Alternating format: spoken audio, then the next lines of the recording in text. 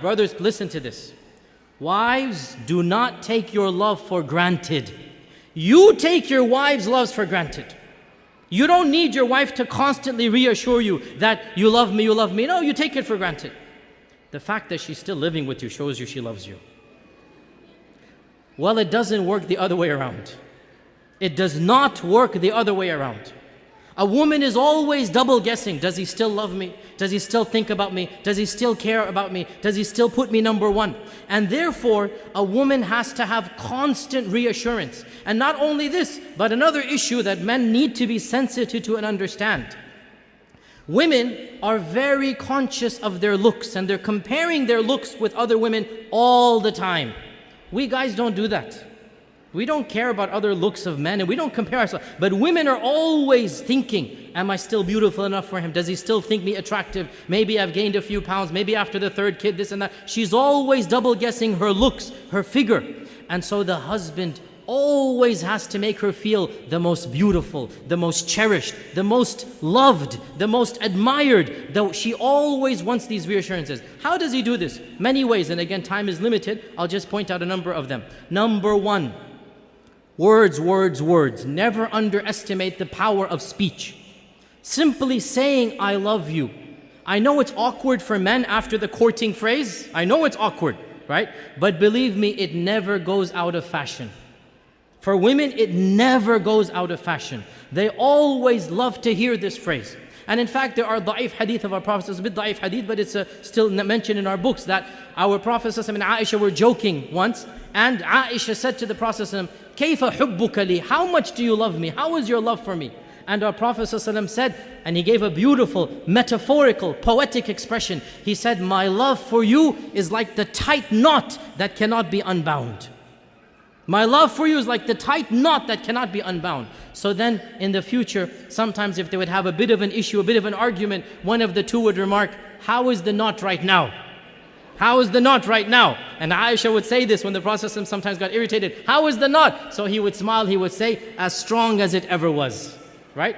And this hadith is in Daraqutni. Now the point being that the words, I love you, are something very important, but not just I love you, praising her and what she does. Husbands, never take your wife's actions for granted. Suppose she is cooking and cleaning most of the time. Not that I'm suggesting that should be done. Work should always be 50-50. Wives cook and husbands eat. No, don't give me. Work should always be 50-50. Don't misquote me there. But I'm just saying, suppose she cooks and suppose she cleans, right? Never take it for granted. Always, once in a while, come and compliment her. MashaAllah, that was great. You know, I really appreciate what you're doing for me. Those words, they go a long way. Your wife realizes, you know what? He's not taking me for granted. Very important. Praise her looks when she dresses up, when she does something extra special for you. Never take it for granted. Husbands, you all know the big danger of forgetting anniversaries, right? You all know how dangerous that is. Why do women want you to know their anniversaries? Because it makes them feel you still love them. Makes them feel he still remembers me, he still cherishes me.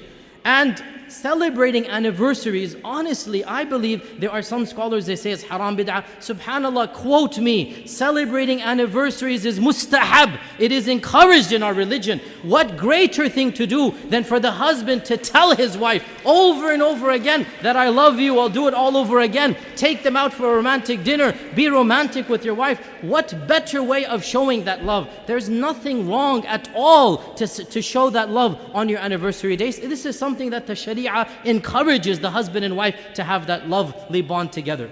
Another thing that the woman wants is time.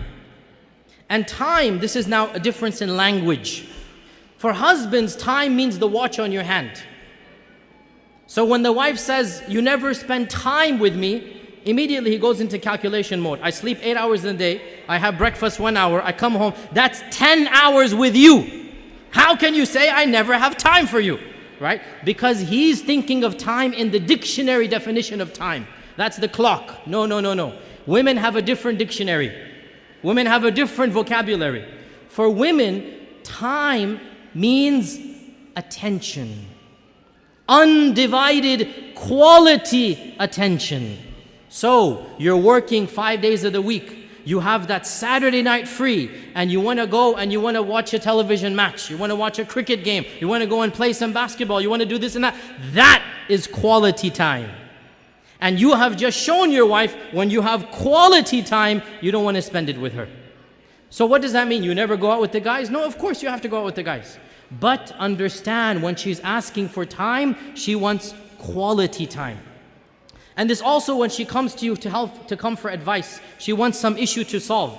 One of the biggest problems that men have is they think as if the woman is coming to him to solve her problem. So immediately he'll say, oh, you did this wrong, you did that wrong, you should do this, you should do that. And that is not what the woman wants. What does the woman want? The woman wants a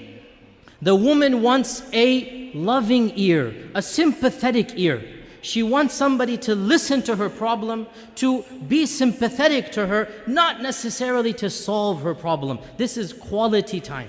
To express that whatever she went through was frustrating, was problematic, and inshallah, they will work it out. And of course, much more can be said, but again, time is of the essence. The bottom line, brothers and sisters, the bottom line, marriage is something that both sides have to give and take.